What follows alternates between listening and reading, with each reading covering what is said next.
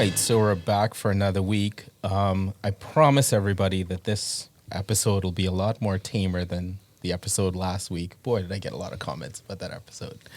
Anyway, so this one, I'm calling this episode an ode to first line managers, because as a first line manager, it's been a lot. It's been stressful in terms of the pandemic. And managing in the pandemic, and wanted to have a conversation, just talking about, what's that's been like, because I think it's something that everybody can identify with to some extent. But I also wanted to put another twist on it because, what would be a Slade with Flowers podcast if it didn't have nuance and twist?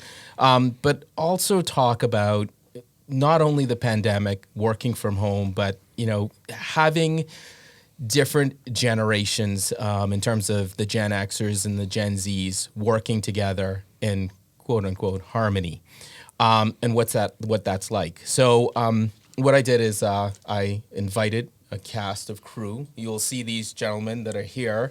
You definitely will see them in the fall during football season, but. All work in the IT space, and wanted to get different perspectives, because they're at different stages from an IT perspective, from a leadership perspective. So I'll start with you, Milan. In terms of your particular career, you kind of went up through the ranks in terms of working in the IT space, stepped out a bit. Now you're back in the IT space.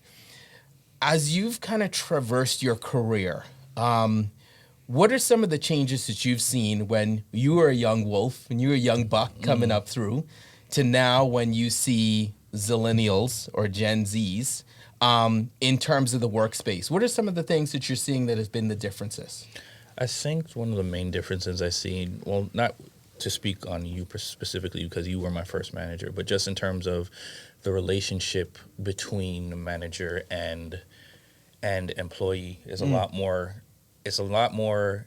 They've kind of strayed away from the technical aspect of work, where they're trying to I have a job for you to do. I need you to do it and just get it done, and then just report back to me later. Right. Now you're gonna find a lot more managers are really trying to get into have a personal relationship with their employees.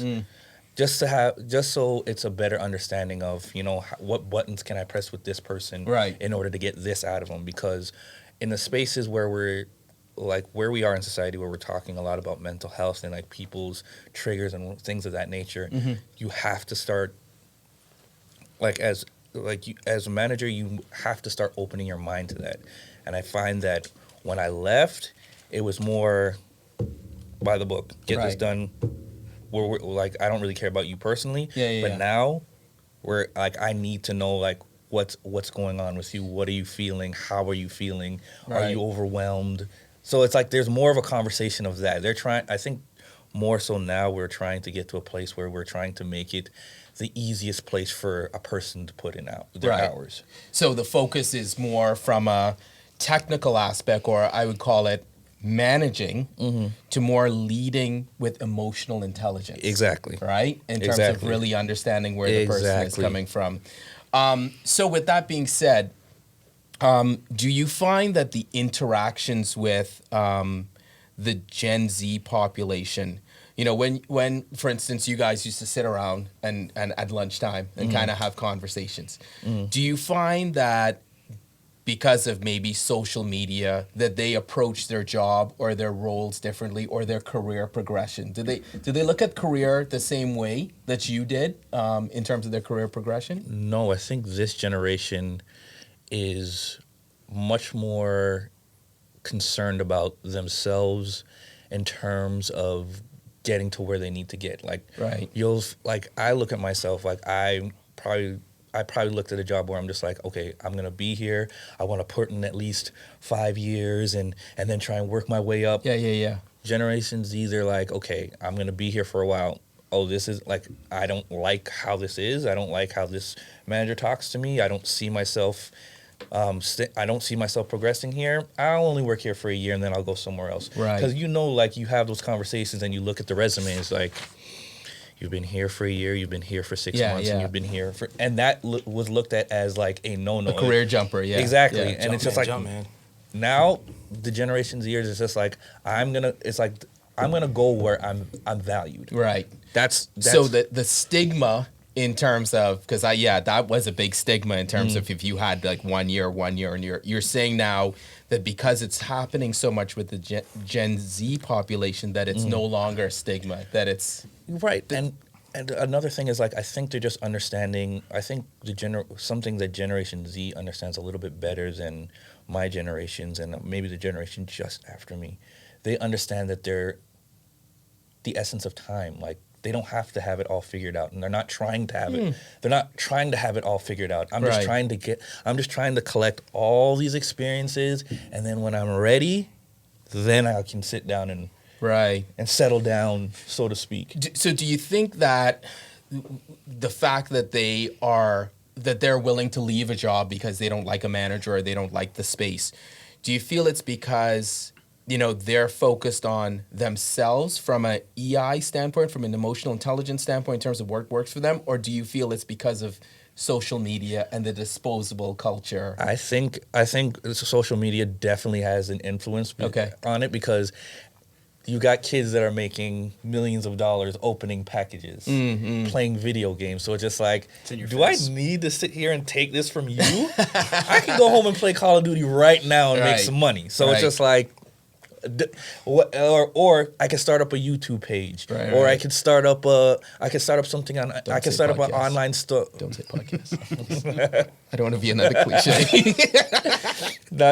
We'll say that's still to be determined. Yes. But there's other options out there, and because you scroll on IG and there's another influencer, there's another person that's starting a business. It's just like the idea that you can make it is there. So it's just like they're not putting up with the stuff that my generation would like. So like the hustle culture is like permeating, or the what they call it, the side gig. Exactly. The side gigs. I can't, the side hustle. I can't count how many friends that have small businesses, side hustles that have grown into it. I have a cousin that started.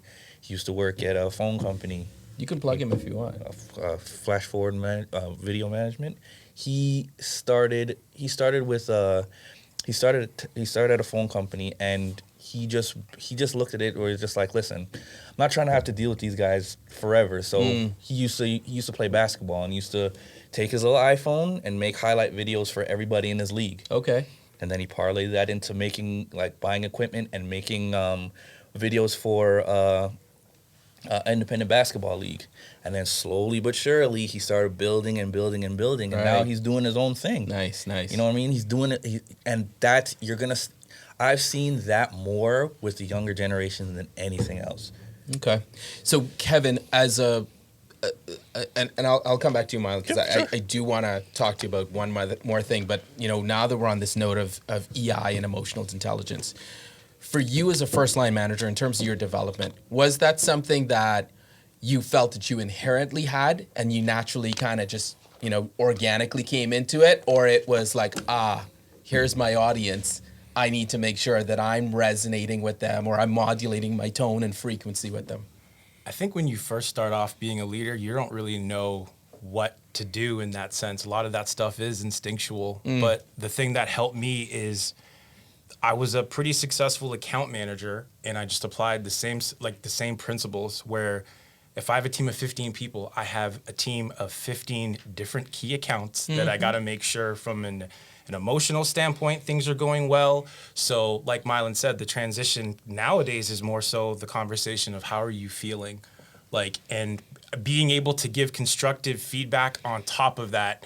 It's definitely been a challenge, right? Because I know there's different people which we'll kind of talk into, but I think honing in on the EQ is more important than the IQ, because there's a lot of structure that's already in place where it's like you have, in a sales organization, you have a target to hit, and most places don't really care how you get there, but you need to get there, but you need to have a plan. And in order for you to have a plan, you need to be able to execute, but in order for you to execute, I need to have you all up there. And I understand that, hey, most people are on quarterly, so if there's a day where, hey, it's just not working, okay, instead of trying to make it work by pounding in the phone for another 5 days, go fix your pipeline. Yes. Go figure out a certain else. Yes. Like, because I'll be honest with you, there's days where I'll say, hey, we need 10 calls a day. But at the same time, it's like, okay, I'll just break that into a week apart. Just give me 50 calls because it still averages it out. Right. Have one day where there's a little bit of a structure where you're making those tough calls, but it's back to back to back versus you struggling once and be like,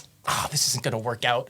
Right. And then you're just showing up with 0 stats on the day. And it's just like, don't really want to have to, get involved in that situation. Cause again, I'm looking at it from a long view, but you got to be all there like day in, day out. And I think one of the challenges that I faced during the pandemic is I think burnout, which I think we can all kind of relate to right now, but nobody knowing when to stop in that sense. Right. So my philosophy is give me a good 8 hours versus the 10-hour days where you're just going to be making mistakes. And stretching yourself thin. Yeah. It's very important to Milan's point. It's just, you got to check in. You got to make sure where their head is at. Whereas when, Milan and I were coming up, it was more so you getting this done. And I don't really care how you really feel. You signed up for this. Well, right? I did care. A bit.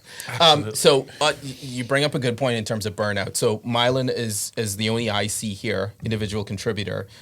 What's it been like working from home? Like you're probably a year in now.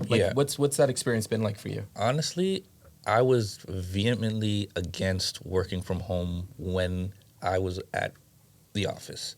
But now that I'm working from home, I would never change it for anything. Because for me, it's you're in your most comfortable state. Where it's like you don't have to worry about how you look. You know what I mean? Because you don't have one of the executives walking in and like just say for instance you're having a conversation with your neighbor. It looks like you're not doing any work because you're just being a little too chatty. Yeah. You know what I mean? But I'm at home, like I'm free to be me. Right. You know what I mean? I still am able to get my work done. I'm still able to connect with my managers. I'm still able to connect with my coworkers. And the only thing that might be a little bit of a negative is just the fact that sometimes they're not readily available because it's just like, for instance, they're like, you're at home. Okay, I can go make something to eat right now because I'm hungry, and they're just off for 15 minutes. Yes. And just like it's like you can't really be mad at them. It's like, oh my God, I need you right now. But it's just like, oh well, I just stepped away for a second. Is everything okay? Yeah. So that's the only negative. But for the most part, and like just naturally, like for most people think that I'm this extrovert. I'm an introvert. Like I like being to myself. You know what I mean? Like when it's time, you had your quiet moments. You know, like when it's time to work, I'm not really trying to be in the mix. When it's time to be in the mix, I can be in the mix. Yeah. So for me, that's why I think that I enjoy it so much. And just looking at it from like life outside of work, not paying. I'm not stuck in gas. Oh my God. I don't even remember the last time I filled up a full tank. I'm at a point where I just fill up where I need to go, and that and what's crazy is that lasts me for like a week and a half. Where I could just be going around for a week and a half on a half tank of gas, and it's just like, where have you been all my life? Yeah. And you lose that perception of like the gas tank, even just kind of coming here. I'm like, yo, do I have enough gas? It's like, oh wait, I haven't driven in like a week and a half. Exactly. Like, yet our insurance rates are the same. Yeah. So Andrew, you're in a unique position because when it started, you were at a company. Now you're at a different company. So traditionally, where you're at a company, you would go into a brick and mortar, physical location, get your laptop and meet everybody and sit in meetings. Like, what's that been to start a new job, like in a virtual environment, and start a new job with more responsibilities, a totally different role from an IC to now managing people and building a team? Like, what's that been like in lockdown for you? Yeah, it's been interesting. At times it's been stressful. There's definitely been steps of burnout, many steps of burnout. But the most important thing for me has been just focusing on my day-to-day, being very structured, very organized, and making sure I put time into mimicking the water cooler, I'll call it, where I get the opportunity to talk to peers, even though they may have nothing to do with what I do, just to get the feel of the culture, get the feel of what people are doing. Most of the people at the company I'm with now are actually based in the Atlantic. So they haven't really been in lockdown. So I'm kind of the one of one, at least I was for the first month and a half. And, getting to know everybody, at least remotely, having the opportunity to speak with them over video chats, I've made a point to make that a weekly or bi-weekly occurrence, that I can stay in touch with some people just to really get that culture. The shift has actually been very easy. I've been working from home for over a decade. That's true. That's right. Moving over to this was easy. I looked around, I'm like, this is going to be a cakewalk for me because I know how important it is to structure your day. Right. You wake up and you're just, you could very easily lose yourself with something in the house. So putting your office together and making sure you have your meetings scheduled, and even blocking meetings for you're doing your call outs that you have to do, whatever it takes. But the biggest thing was really the culture. But I think your counterbalance, though, was the fact that you went out and actually spoke to customers. That, when I noticed you, that was like the big thing for you. That was the thing that got you going. That was the thing that you text me and say, hey, I'm going to be in your area. Want to go for a drink after work? I'm seeing a client. Oh, yeah. So that's where I was going. What was that like, right? And now you're not kind of having those meetings anymore with clients. It's tough. I mean, especially in the past few months with not even having golf. Because we could at least sometimes escape on the golf course. Yeah. And we don't even have that. Obviously, it was too cold. So it's tough. I mean, you really have to try to do something different to connect with the people around you, whether it's clients, partners, or your colleagues. Yeah. It's tough. Absolutely. I've had challenges at times where I've had to step away and disconnect just to give myself a break, and then come back to it with a fresh set of eyes, fresh mind. And give yourself that break, because if you're constantly just trying to put yourself into that position of struggling over it, and not using either your outlets for opportunities for stress relief, or talking to someone like your mentors or the leadership around you, it would be really difficult. But I've got to say, the last 2 months since I've entered this job from the previous has been a bit of a breath of fresh air in some respects. Okay. Mainly because I think there's a really good supporting group around me now that's there, and kind of we're all lifting each other up across the nation. Right. So you talked about mixing it up, and Kevin, I want to go back to your point, because I mean I'm gonna fanboy for a bit. I can't tell you how proud I am to hear you talk about the fact that you are really being in tune with the reps and understanding that these are individuals and they're going to have their ups and downs, and you're going to get to where you need to at the end of the day, right? If you fine tune it correctly. So there's going to be a time when, and what I do with my reps is like, I say to them, it's like, okay, like if you're going to focus on this today, but just let me know that you're going to be doing research today. Right? Or if it's like they're going to drive this activity this week, it's like, okay, cool. And then, you look up at the end of the month, and then they have the dials and they have what they need to do.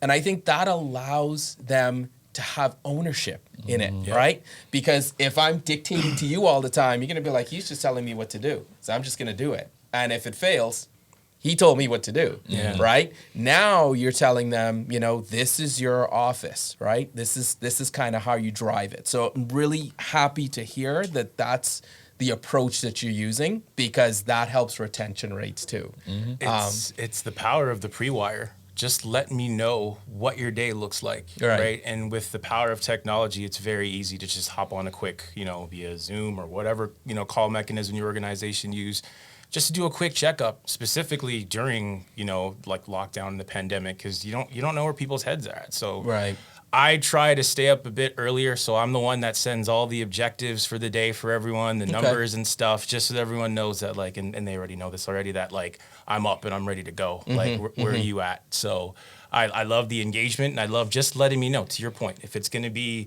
a day where you're cleaning up pipeline and you're not going to show up on the scoreboard, pre-wire. Just let me know where your head is at, and are you taking accountability for your territory? Right. At the end of the day, if it's a quarterly business, after 90 days, are you on the scoreboard? Did you hit? great. Because if you didn't hit, unfortunately, you're now voiding the contract that you have with your organization. We pay you at plan to get to plan. Yeah. So it's definitely a fine balance, but I think having more of a human approach. And I think that's what, again, I'll get off my soapbox from a standpoint from you, but that's what made you successful. Like, you're able to kind of like decipher, okay, I'm hearing the right words that I'm supposed to be hearing, but I'm not really feeling the energy on it. Like, and you have a great way of kind of checking things. And that's definitely one thing that I've kind of incorporated is, when you say, how are you, do you mean it in that standpoint? If you're like, yeah, I'm okay. It's just like, okay, well, based on what you're telling me, there's something else going on, and it's up to me to figure out what's going on. Because if you're just not having a good day, this is a day where you got to figure something else out. So to that point, though, how do you, because now you have a team, you don't have eyes on them like they would be on the floor. So how do you herd cats, right? So, because the thing about it for me is like when, like, I'm like, okay, this person usually goes for coffee at 3:00. So I'm not going to reach out to this person, because you don't want to get them in a stressful position to where it's like you're texting them and it's like, where are you? Like, so, but you don't at the same time want them to have to say, hey, I'm going for coffee now, and just everybody's just pinging you. Like, so where do you find that line between making sure that you're engaged with them, but not micromanaging them? Good question. I wouldn't say I'm a micromanager per se, but again, I always lead with the business performance. Are you still achieving your key performance indicators in terms of indications or demand from a business perspective? Right. But I think getting engaged, again, from a one-on-one perspective, I need to know what your day looks like. Not necessarily today, but your surroundings, your environment. For example, I have a lot of people on my team, fairly young. Their days are a little hectic because, from a Gen Z standpoint, a lot of them share internet access with, their 24-year-old, they're sharing internet access with their high school sister. And then they have smaller, other children that are sucking up the bandwidth because they're doing online learning. And then you may even have parents. So for me to set up a call with those specific individuals from, let's say the morning time, good luck. I'm going to get a bunch of connection issues because they're just not readily available. Right. And just understanding that this is now, whether we like it or not, it's an input-output world. Like, the 9 to 5 days are done. Everyone has different obstacles day one, whereas at least when we were back in the office, everyone had that 10-hour break from the rest of the world, their kids, everything else, where it's, okay, these are my 10 hours. This is how I'm going to plan my 10 hours. But, dealing with a mix of, individuals on the team that have, children, and being respectful for the fact that online learning is tough. Particularly when you have, kids that are sub-elementary school where, they need to be in a very close distance, and all the while you're doing everything, you're doing your regular job and then being distracted and then hearing something. It's to the point where, as a leader, you just have to understand that interruptions are going to happen. You're going to hear kids screaming.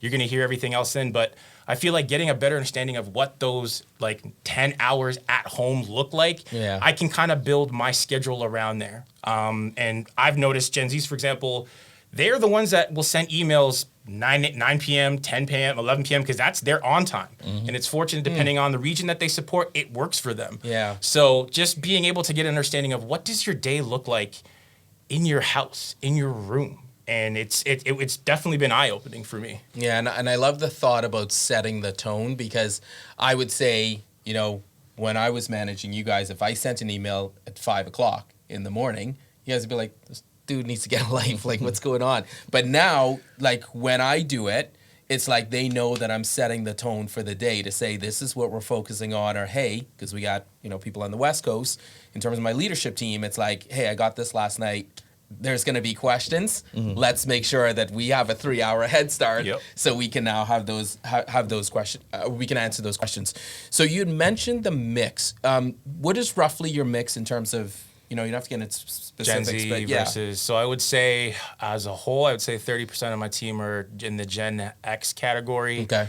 The majority of them are probably in the millennial, I would say 60% are in that kind of millennial range, and then we kind of have some of the up-and-comers from a Gen Z perspective. So how have they been meshing, and how have you got, because, I'll use a sports theme here. We know the championship teams are built with rookies and veterans. I don't know any Always a championship mix. teams are like old dudes or 100%. rookies, right? Yeah. So how do you kind of get them to mesh, seeing that they're all coming from different kind of backgrounds? I feel very blessed in the fact that I'm an older millennial. So when people talk about like, hey, how do you connect with the Gen Z? I'm an arm's length away. I'm 83. Right, So right. I have an older sister. Like she was a B girl. So like I knew that era. I knew. So I feel like, all of us are kind of in that same space where I can relate to the old heads. And at the same time, I feel bad even calling them old because I'm old. Right. So I can relate to the And you hang with old people too. Present company excluded. I can relate to the Gen X's, and because the way that I kind of came up, I remember, not having internet. I remember, coming home before the lights come on, and so do they, right? And even just some of the elements of going into the post-secondary. I'm not that even far off from the Gen Zs. I know it seems like a while, but we listen to the similar music. So half Yeah. the time when we're, because I do have a chat group that just connects everyone. So I think that helps with cohesion because Right. it gives like some of the Gen Zs an opportunity to kind of show what they got from a team perspective outside of sales. Because sometimes it's really tough being the rookie in here.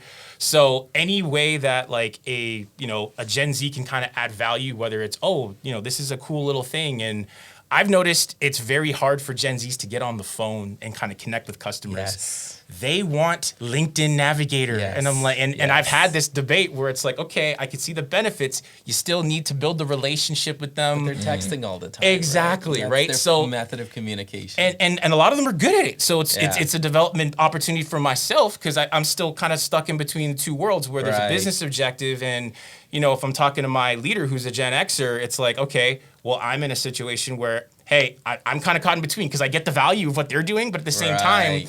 you need to be connecting with your customers. There needs to Okay. be an indicator of you actually putting in effort. But they're great at it. They know how to connect. And so this one person that I have, I'll just reference one small little story where they were able to get into a top account just by identifying in their account set which ones have blue tick marks on Twitter and on Instagram. And they're like, so they're actually they're taking social media serious. They got a social media team. That's my in. I don't really Okay. feel, and that's something that I'm working on because I'm like, hey, equal business stature. Yeah, There's yeah. nothing stopping a 23-year-old from talking to a 40-year-old CEO except yourself. Yeah, But I think the coaching element is they see a problem, they're trained to navigate around it versus sometimes just Okay. pushing through. And I think a lot of that has translated onto the Gen Xers where it's like, I never thought about connecting so much on social media. And it's actually encouraged a lot of the Gen Xers to do the same thing. And they connect better that way. And then all of a sudden they get on the call because they're used to talking. And then all of a sudden they figure out somewhere that there's a relationship somewhere. Oh, yeah, my kids go to this school, this, that, and the other. So it's an information share. So I find some of the Gen Zs or Gen Xers are more like, I like the social media. I'm on it. I got my dogs on it. It's cool. But they're not really thinking from a business standpoint, which is where, the power of the Gen Zs, they're just forward-thinking individuals. And I'm amazed. Yeah. It goes back to my point where if the management structure isn't correct, they're not. It's like I don't need to stick around to do this. I could figure something else out just by using my phone. Yeah. Yeah. You know what I mean? And I'll call Milan, you are what IT companies are looking for. It's literally what you just said there is half the battle. Because a lot of the questions are, hey, most people that make decisions are Gen Xers. Like, how do we relate to these kids? Yeah. You hire millennials. You hire people that are in the middle that can still relate to the business objectives, but can understand at least the thought process. Right. And the way I've kind of looked at it, I always want to have a mix. I mean, the ideal scenario is always being able to bring people from various backgrounds together and then creating some kind of cohesion. I mean, the only way I've seen it work really well is when you have that, what I will call reciprocal honesty. Okay. Through the team and up and down, where you can actually have honest conversations, not just honest conversations, but conversations that matter, where you're going to help break down barriers, resolve problems that are coming up. The only way it really works is when you have everybody talking and working together, because if you have someone off doing their own thing, that'll create sometimes a little bit of animosity on the team. Yeah. You start to think, well, if that guy's doing really well, yeah, he's allowed to skip the team meeting, but I want to skip the team meeting, and it's not my fault that I didn't do well because the people didn't answer the phone that day. Yeah. And then it just kind of creates that snowball effect, and it can create a lot of issues. But if you have that, hey, team, this person's not on this call because, so if you want to miss those calls in the future, this is what you need to do. Yes, This is the political capital that you have, setting right? that expectation, being honest with them, and then it hopefully pushes a little bit of that extreme ownership to them, kind of up and down. So you don't have people pointing fingers. They look at themselves and say, this is what I can do to impact and make change, as opposed to, dissenting and being upset about what's happening around them. And I think that like the first national team I had, right, that was like outside of a time zone, I remember the challenge was, it was like, my boss is like, okay, some people are going to have to work 10 to 6. And I'm like, okay, like, what am I going to do? Draw straws? Like, and who's going to work the late shift? But I started to look at it another way. I was like, all right, this person likes to go to the gym, or this person likes to go to the gym late at night when it's not as busy, and then they like to go partying at night. And then when they go partying, they like to sleep in the morning. And it's like, what if I tell you, you can have a job that could fit your lifestyle, right? Yeah. Like I started that conversation and they're like, ooh, that works. Yeah, I like that. And then you had some people who were a little older who had, kids. They want to do the 8 to 5, right? They're dropping the kids off from school. They want to be back, here. So that's where I kind of learned to bend, right, to what my audience was and make sure I was selling the job on them in terms of the actual fit, right?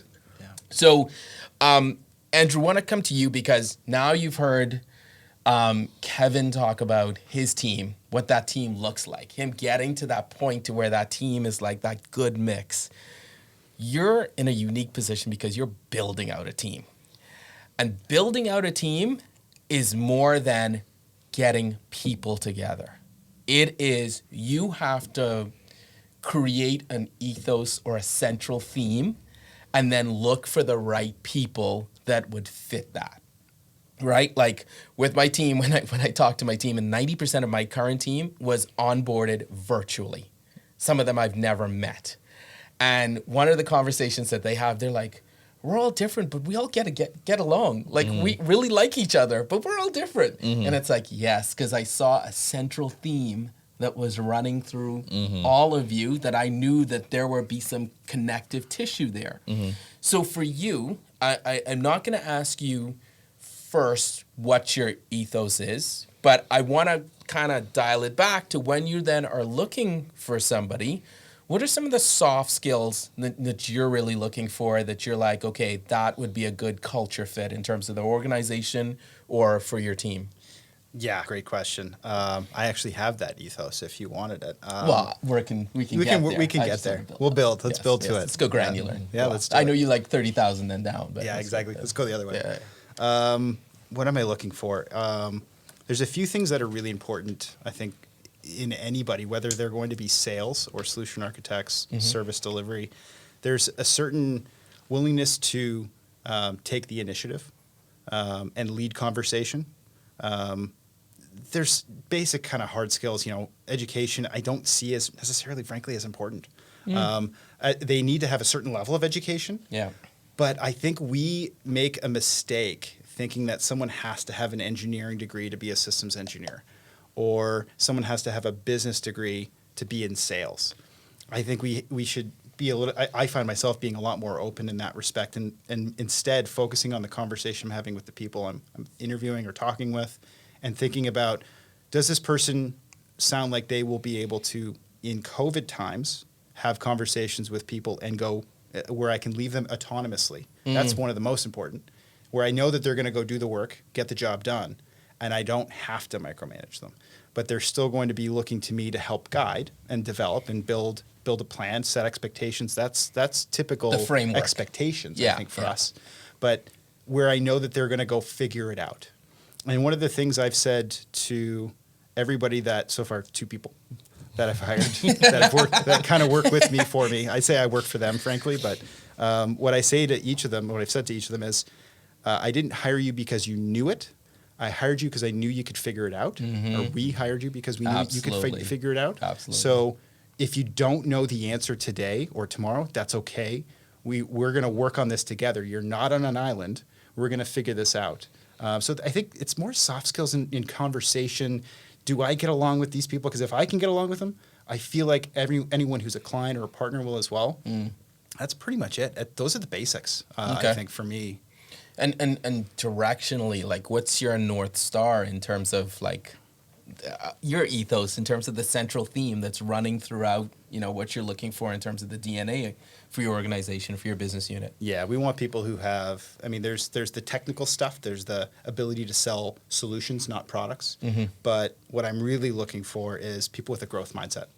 People who can go out there, make mistakes and fail, and not feel like they've been defined by those failures. Okay. That can accept a failure, accept the small failures. We work with them, and there's a cultivation of growth where they will be insulated to grow, to build from that mistake, and then be stronger for it. Yeah. Reciprocal honesty, I mentioned earlier, super important. I need it just as much as them because I'm a new guy. I need to know what I'm doing wrong. Am I calling you too much? Am I not giving you enough attention in a specific issue that you have? Or am I giving you too much? And there's a balance there on my side where I don't want to be overexerting, but I also don't want to miss something that I should be there for. And then the other one was a big one for me is extreme ownership. Let's not point fingers at other people when there's a problem. I mean, call things out, but let's call it out so early that it's a blip and we could fix it. Right. Because if we wait and if we hide and we're not willing to open up and have that conversation with somebody to address it, it's going to fester. It will be a bigger problem. So let's figure out what's going on and solve those problems quickly. Fail fast, and then we can continue to grow. Yeah, and I love the fact of you getting away from the blame culture, because I feel that really cripples people, right? Because it's like, I don't want to screw up. I was just about to say something, because it's just like depending on who you're bringing in for interviews, it's like you don't know what the previous manager has done to them. You know what I mean? So it's like you want to, like, the onus is on the manager to create that and just say, hey, this is a space where, you know what? If you're having issues, like, for real, like, come to me. Like, I'm not just giving you the lip service. The lip service. To come to me and stuff. Oh, you came to me about this the other day too. Like, but it's like just having that honest, open, safe space for someone to come and keep asking you the same question 10 times, and it's like, I'm not going to be judged for this. That's something that's squarely on the manager, and it's refreshing to hear younger generations understanding the emotional,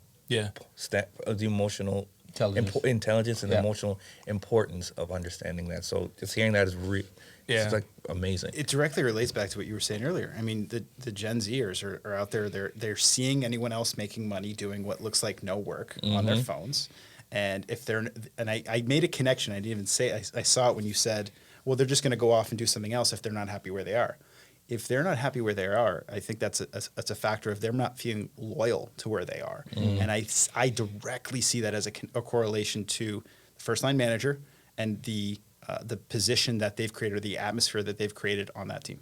I absolutely can. I don't know if you were trying to make that connection, but I just saw that. Yeah, it definitely comes down to the environment that they're in. It's just like when you're in those positions and you don't feel a connection, especially if it's something where the manager is like, they say it's an open door policy, but it's really not. Like, people can sense that, and some, like, again, our generations were still of the mindset where it's like, no, put your head down, push through. It's a sign of weakness if you come and put your hand up. Exactly. And it's, for them, it's just like, I'm gonna put my hand up. Oh, you're not responding on LinkedIn, applying for another job, and you get that weird email. I'm just putting in my 2 weeks. And it's just like, whoa, how did we even get here? Where did this come from? How did we even get here? I thought it was giving you autonomy. I thought you were great with that. It's like, wait, I didn't want autonomy. You didn't check on me to know what I wanted, and you applied one ethos to everybody, which is also kind of hard. You kind of have to be somewhat dynamic with everybody, just like a basketball team. Yeah, but it needs to be some connective tissue around that, right? Yeah. So, so now, I don't know how much you've thought of this, but as your business grows, as you scale, that connective tissue, that ethos gets kind of stretched at the seams. So have you thought about what's that going to look like in terms of when you scale your business, in terms of the challenges that you could potentially have and how you're going to address those? Other than giving me a call and talking about diversity of thought for our last coaching session. Luckily, that didn't make it, as you noticed. I don't know if you did. No, I didn't notice, Oh, but that's we can good. revisit. We'll revisit that off air. You know, it's going to be something that's going to come up because I want to continue to hire people that are diverse. I don't want to continue to hire the same people. And I think it's pretty fair to say, unfortunately, in tech, there's a certain cookie cutter approach to, I think, how people hire. They hire based on results and they hire based on numbers. And I find that to be somewhat limiting. I want to hire people that have the tenacity and that want to go grow and they want to go build. Yeah. And I want people from a variety of backgrounds to go do that. And the problem with that is it will be more disruptive for the team and I think in the market if we do it right. So it's going to be harder. Frankly, I'm probably not doing it the easy way, thinking of it from that perspective. But I think you're doing it the right way. But I think that's kind of what I've always wanted to and what I've always thought of. And honestly, I'm going to throw it back to Mr. Flowers. I mean, frankly, when I had the opportunity to work for you back, you were. We'll edit that out. At that last company that we worked together at. Yes, that. We'll have to I figure have that both out. of you on LinkedIn. I'll check that out. It was refreshing because I had come from another company. Yeah. And I had worked there for 2.5 months. And I felt like I was almost going to be putting myself in a position where I was just going to try to hustle through. And it didn't work out. And it was a lot of stress. Coming over to work for you, you were the prototypical what a manager should be based on how I was taught when I went to Brock. That one we can keep in. Maybe I should teach that course. Like it wasn't just one course. It was multiple courses. And it was the honesty, the openness of here's what we're seeing. This is, very clear set expectations on what you were looking for. Very clearly, I don't feel like you were ever picking favorites. You were trying to help everybody. And you were trying to help, the biggest thing I think was you were trying to help people promote off your team. And that's the biggest thing. You weren't trying to keep them there. And I felt like that at the last company, which was suffocating. Yeah, it's stifling. And the opportunity to get away from that and to basically promote away, it was mind blowing to me, and it made me think, you know what, that's the way it should be. Why isn't everybody like that? And that's really what I'm looking at trying to do here. Not that I want people to leave the company that I'm hiring, but I want them to put themselves in a position where they continue that growth and the development, as opposed to feeling like they're stifled and they're not being able to do what's important to them as they go on their path. Yeah, and to me, it's almost like it's the law of diminishing returns, right? If you eat 8 slices of pizza on the 9th slice, you're gonna be like, oh. So it's like you don't want somebody to get to a point where it's like, okay, I'm not getting anywhere in this job. I'm just gonna exit the business. And I think the challenge that we have right now in terms of corporations, it's like we're trying to get in all these people, all this diverse talent, and look at our numbers, look at how great our numbers are from a diversity standpoint. It's like, okay, well, are you looking at where they're exiting the business? Right? There is an inflection point somewhere in there to where they're leaving the business. Why are they leaving the business? Don't show me how many people you got in, at the ground level. Show me where people are leaving to where now you're looking and they're not at the executive level. And then you're looking around saying, we don't have the pipeline. It's like, well, what were you doing to develop that pipeline? Yep. And, my inherent value to any organization that I'm in is not, what I do in terms of working with people. Okay, anybody can do that. But what is my inherent value to the corporation? It's developing talent so they can then move on to those particular roles to keep the company stronger and viable and sustainability. That is my inherent, that's always been my view. Like, that is my inherent, that's what I was actually paid for, to make sure this company stays around. Really good conversation. So I want to kind of switch it up a bit, kind of, sort of. We got about 15 minutes left, but we can do this in a quick round table or in a round robin or whatever. But when we were kind of doing the pre-production, this conversation spawned, which I thought was really cool, is let's talk about inspirational leaders. Let's talk about people as you were growing up that in your current day that you kind of really look to. And I wanted to really open the aperture, right? Whether it's from the sports world, an entrepreneur, business, a political figure, which, or even a fictional character, right? Because I think sometimes fictional characters are some that you can kind of look up to. So, Milan, I'm going to start with you. You can put 1, you can put 3, you can put 5. Floor is yours. For me, just from as a kid, I never really looked at. But I never really looked. Leadership was not something I really cared about as a kid. I just looked at whoever was my favorite player or whoever. Like you know how some people are like, yo, I really love this coach. I never looked at things. I never looked at the world like that. It's not until I got into my more older years where I started looking at leadership and the impact that makes. So with that being said, I like my inspirational leader is Masai Ujiri. Okay. He's great. to see his come up from the Denver Nuggets to what he did when he came over to the Raptors with the whole like the attitude change that was instantly noticed. Like when that Raptors series where it was the Raptors versus the Brooklyn Nets. And he's outside on the square saying "F Brooklyn." You know what I mean? You don't hear that, and he caught a lot of flack for that. Yeah. But when you think about where that point to where he's brought the Raptors organization right now, it speaks to the volume of who he is as a man. And I've been fortunate enough to know people that know him, and the things that they say about him, the glowing recommendations, like. You can actually visualize that, you know, this is a man of character.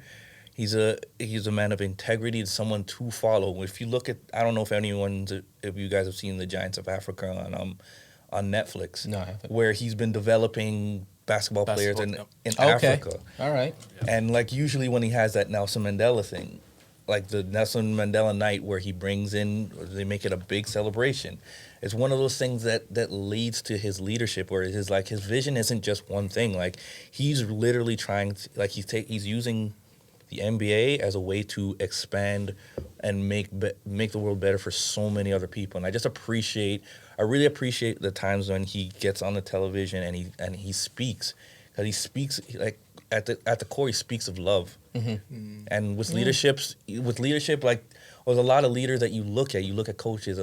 Some of that stuff is like removed. You look at Bill Belichick. Who does he really love? Like, you know what? You don't feel that from him, but he's a great coach. Yeah. But what resonates for me is like you could feel the love from him. So that's why for me, Masai Ujiri, hands down. Which the EI standpoint in terms of the theme that's running through. So that's 2 out of 4 podcasts that we've talked about Masai. Masai, you need to come on my podcast. Yeah. Yes, obviously. So anybody else that you want to talk about that stands out? If not, you know, we can come back to you if there's nobody else. But just think about it. So Kev, for you, like I said, 1-5 open floor. Okay, so from a growing up standpoint, I always look towards, you know, my bosses. So obviously, looking at them right here from an influence perspective, definitely being able to see a black man doing what he does in his own element. That to me, when I remember that first interview where I'm just like, okay, right? There's that level of like, okay, but then, you know, just the way that you just kind of have a way with words and how you kind of just make things and how like you're very methodical. It was just like, I think I can do that, right? But I think sometimes you just need someone to kind of just be that inspiration. So I'll definitely say you were definitely influenced me a lot on my journey into leadership. I'm gonna be a little contrarian on this next one, so So it's one of those where I'm not necessarily looking up to them, but I think I'm looking at it from a perspective of me. So I've been a leader for 3 years. Go ahead. I've been a leader for 3 years, and it's actually funny. The person that I'm going to reference is considerably younger than me. It's female. It's Naomi Osaka. Okay. So right. Her inspiration was she came in. I was a leader for 3 years. She started off kind of, developing because we all knew she was really talented. She started to win some trophies. Very awkward at first. Very awkward for me to kind of get into leadership, find my brand, find who myself, and all that other stuff. But what I really found encouraging for her is within the pandemic, within the last couple of years, she was always getting a little bit better at presenting herself when she's winning a title. So the only thing that's really stayed the same in the 4 years is winning. but her influence in terms of the global impact, considering obviously what happened with George Floyd, and her leveraging her platform, and I know all athletes leverage her platform, but for the fact that authentic. it's definitely authentic, but the fact that, she was able to still kind of wear the mask, where some people like the NBA, they can wear a shirt, but then when it's time to play, shirt's off or whatever. So she was always been about the cause, to the point where it's like, hey, if you want to see me win, then you're going to have to hear what I have to say. Right. For her to G-check everybody, from the All Lives Matter to even now, where there was an Olympic scandal where I think the head CIOs of like the Japan Olympics in 2021 made a comment about women talking too long in meetings, and she G-checked them and said, hey, I want to know what that's all about. And it wasn't like, we need an apology, we need a response. Like, for her, it's like, no, you're going to talk to me, because last time I checked, I'm actually serving for this country while I'm actually being in this Olympics. We're going to have a conversation, and the other people in that room, we're also going to have a conversation. So the fact that she's in it, and it's not even really for the money, because, I mean, she's probably net worth $50 million, but I love the fact that she took what she did as a hobby to a profession, but she's carrying the way that Serena had, right? Yeah. She'll be the first to admit that Serena influenced her. And it seems like for a 23-year-old, she has that, like, the weight of the world on her shoulders, saying, hey, like, I have a voice. I'm not going to sit here and just collect these fancy paychecks and just kind of smile for the cameras. It's like, you hear me, you're going to see me, and you're going to feel me. Right. So for me, again, because she came up at the same time I did, I felt like I found my voice during the COVID pandemic the same time she did. Yeah. So yeah, I would say that's definitely someone that I can see as like, wow, that's an influential person, and she's an old soul. She definitely can kind of get it from that perspective. That's really dope. Okay, cool. That's really dope. Anybody else that you want to honorable mentions? Honorable mentions, I would just say I think just from a sports standpoint, I think we've all kind of went through the same thing. I was going to say Masai Ujiri, but I think the thing that I loved about him, just to kind of echo your F Brooklyn, he did that for buy-in. And it was more so him being a new general manager, and it was one of those things where they didn't really know where he was, and it was the first time we've really experienced that playoff culture, because this is 2011. That was automatic buy-in, not necessarily to the people in the boardroom that he's talking to, because I'm pretty sure on the Monday morning he kind of got a talking to, but I mean, it's a slap on the wrist from the NBA, but it was just buy-in from the whole population of people going, yo, who is this guy? He left his signature mark, but that's not who he was. And I think he just kind of had the emotional intelligence to know, okay, I got the audience, I've got the crowd. They just need to kind of know the real me. They know what I'm about now. They know I'm passionate about basketball. They know I'm passionate about how much I dislike Brooklyn. Now you love me. Now once you start to kind of see what I'm really doing behind the scenes, then you're really going to love me. True that. Power and influence. That was a great way for him to grab the influence and the attention, and he really kind of had the power, and he's a smart man. So the power and influence element for Masai is just outstanding. It's very Machiavellian. Andrew? Yeah, I mean, Masai was actually one of mine too, so I don't want to go do it again. Dude, covered you it. need to The get passion. on this podcast. 100%. The passion was there. Somebody sent him the YouTube link. The passion that he brought, I think, is what I've seen in a lot of the people that I have looked up to throughout the years. And I'm talking like high school basketball coaches, my Mamba basketball coaches way back in the day when I was playing out in Markham Unionville basketball.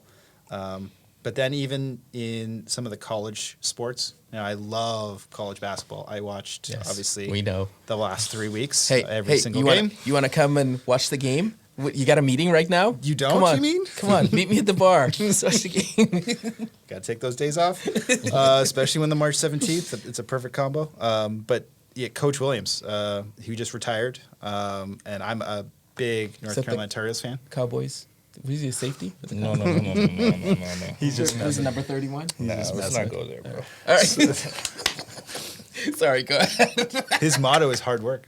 And I've been lucky enough to coach a couple basketball teams, and I would tell them our motto is hard work. And I just love that mentality, and then that creates a winning mentality. He would go into games and say, we prepared harder than everyone else. We will work harder, and we will win because of that. And when you take that ethos and you kind of apply that to the sports world, I think it's a very easy connection to the business world that we have. Coach Saban, Bama. I'm not a huge college basketball guy. Interesting. Not a huge college football guy. And you picked that one? I picked him for one statement that I read in an article in a magazine a few years ago, not for any other reason. And I just like this one, and that's the thing. Was this when he was the Dolphins coach? No, he was still at Bama. Okay. So when you, I don't even know if this is a Saban quote, frankly, What? but he said it. Other people might have said it too. Alexa. When you lose, you have to work twice as hard to win. When you win, you have to work twice as hard as that, because other people are going to start having a gunning for target you. on your back Yeah. and going Yeah. after you. And I like the way he said it. It's much more eloquent than I'm trying to say right now. But Is he? it's I'd like him more if his graduation rate of players was over 10%. Oh, that's a good point. I mean, there's other elements there, and I totally agree. Like the college wide football receiver world in universe. general is a bit of a mess. I think the NCAA should be paying their players. I believe there's a court case. It's okay that's for you to open call right it now. a plantation. What it is? It's oh my it's, god, it's Yeah. bad. It's free education. Cancel. Sure it is. But on top of those, quick diversion to my Steelers and the Bill Cowher era, and the passion he would show on the field, and Mike Tomlin, because he had that same passion from the players. And this is when he first started. I remember a play. Hines Ward was killing himself on the field, comes running over, and it was the way he kind of rested his head on Tomlin's shoulder while Tomlin's like, I got you, man. The team's got you. We got your back. And there was just that feeling I got when I saw that. I'm like, he's playing. He's working his butt off on the field. He's killing himself. I believe he had a torn ACL at the time. And here he is. His coach has got his back. They won that year, and I love that. I wish I was seeing more of that type of relationship with Tomlin and his current wide receivers, because I feel like there's been a bit of a miss lately with some stuff happening. But I'm not going to derail this Love it. conversation, but we're going to have to revisit that one because I absolutely disagree with both of those. But your worldview, Steelers worldview, I It's a get Steelers it. worldview. Yes, Worldview, of I course. totally get it. But anyway. Anyone else? no, that's it. right. Are we gonna? We'll keep that at the debate for next time. I Yeah. will say there's definitely an element to what you talked about with Saban that a lot of first line managers can relate to, is the fact that when you're in college, he's got you for 4, max 5 years. So it's kind of what you were talking about before, where develop and then off you go, Yeah. and then rehire. I think that's the motion that a lot of like first line managers need to kind of have. Act like college coaches. Yeah. You're recruiting from, if you're recruiting within your organization, you might have another feeding engine or whatnot. Like that's the recruiting that you do after the season to get new talent in. But you need the talent to go in order for you to say, hey, look, I got this person in the NFL. I need this. So you what I want to can come do. to a winning program, go over here. Look at the people that are leaving. And I think a lot of organizations need that. To your point, we were talking about how there's this feeling stuck culture. Yeah. Where if you treat it more like a college football coach, where 4 years, got to go, because I don't want somebody on my team for 4 years. Yeah, Like, yeah. They know all my secrets and all that other stuff. No way. Like, And look, I'm not going to bag on other managers in terms of what they do. Okay, I'm gonna look. At the end of the day, what if people are moving on, and we still have the same consistent production? You know what I'm saying to the upper management? It's me. All right? I'm not saying that my reps and my employees aren't good, because they've obviously gone on to other jobs. But the X factor right here is me. And if you are so concerned about holding on to your people because you're like, if they leave, I'm going to fail, that ain't it. That ain't it, Yep. Chief. Agreed. Right? Yep. You are in the wrong business, because you're not going to be able to control that for too long, because it's going to burn down in terms of people not being there or being too comfortable or having that group mentality. Yep. And it's going to burn to the ground anyway. And I've had a manager actually say to me, every time I would call them and say, hey, this person left the organization. Hey, this person ended their resume. And they would say, well, as long as it wasn't you. Right? And I was like, cool. Right? So, all right. So for mine, I didn't want to convolute this because I could be here forever talking about inspirational people, but I wanted to talk about a person that, if I think about being a leader, was the one that, like, when I saw that person, I was like, yeah, I want to be that person. We talked about this in the pre-production meeting. It is number 13, Dan Marino. So just for context, I grew up in the Bahamas. The dolphins are right there, right? On TV all the time. So I'm talking, none of you are born. 82, 83. Like, I watched the man play Orange Bowl. And he was the type of individual where he put I mean, he was a tough dude. I mean, torn ACL. I mean, he was so tough. Some of the memorable moments I remember was, and you guys have probably seen the film, it's all grainy now, where against the Jets Monday night, where he went to fake, the down, and then he threw, and I was like, that's crazy, right? And it was then replicated after that. But what I liked about him the most was when, and you had Mark Duper and Mark Clayton, who were, the duo, who were small and fast. If you missed the ball, and probably you missed the ball because he threw it really hard and it came to your hands. You ever saw Torrey Holt's hands? Holy moly. If you missed that ball, he would just stand there and look at you, and it would be the longest walk back to the huddle as he just has this look on his face like, you think it's anger, but it's disappointment. And it's like, you know better, right? But you see some quarterbacks who, once you drop a ball, they don't want to go to you at all at that game, right? But he would keep going back to those people because he's like, look, I'm disappointed in you, but I believe in you, and I believe in what you're going to do. And I know that 9 times out of 10, you're going to catch that ball. And it's really a shame that he didn't win a championship. And there's always this conversation about the great ones, right? Well, he didn't win a ring. But interestingly enough, Dan Marino, in terms of his career, actually gave me more of an appreciation for the running game. Because if he had a running game, they would have kept offenses off the field. The defense would have been on the field less, and they would have been able to matriculate the ball down the field, right?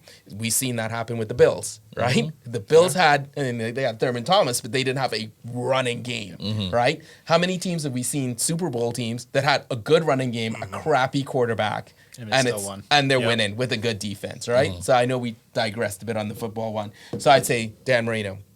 So this is great. This was great. I feel like a father to where it's like, well, I am a father. I feel like a father to all of you guys because, it was one of those things where you came into an organization and, the world was your oyster and you had to make the most of it, and you've made the most of it from that opportunity. And I'm happy that I was able to give you that chance and give you that kind of jump off. So it's really cool. I'm really proud of all of you guys in terms of what you've done. I speak to these two individuals, and it's interesting as I'm talking to them. We would go out for drinks, we would go out for dinner, and it would feel like a casual conversation. And I wasn't even realizing that as I was having conversations with them, I was actually doing mentoring, right? And I was helping them along the way in terms of the next steps that they wanted. And it was always, I want to be a manager. And I'd say to them, but do you really? Because this is what really comes with it. I know you see what Arnold showed you, but he didn't show you where the sausage was made, right? Are you ready for that? I mean, you've had some growing pains as it relates to that. And I mean, you had some times where you wanted to jump out and you're like, do I really want that? Right? And then you finally made the plunge. So this was really cool. Thank you guys for showing up. I know that, for our viewers every week, this was a different feel, especially from last week, but I think it was a necessary conversation. And again, I wanted this to really be an ode to my first line managers in the struggle, because it's so hard to where we get beat up on from up above here, and then the reps expect us to, make the world a better place for them. So shout out to you first line managers. Signing off for another week. Jamie, you guys watch Joe Rogan, right? Yeah. So it's Jamie. It's actually Chris, but you need to fix your IG so I can start tagging you. I know we talked about it today, but I'm giving you a hard time for it. But 1990 Studios, the place to be. Please support, follow 1990 Studios. Some good things going on. And for another week, signing off. See you guys later. Bye.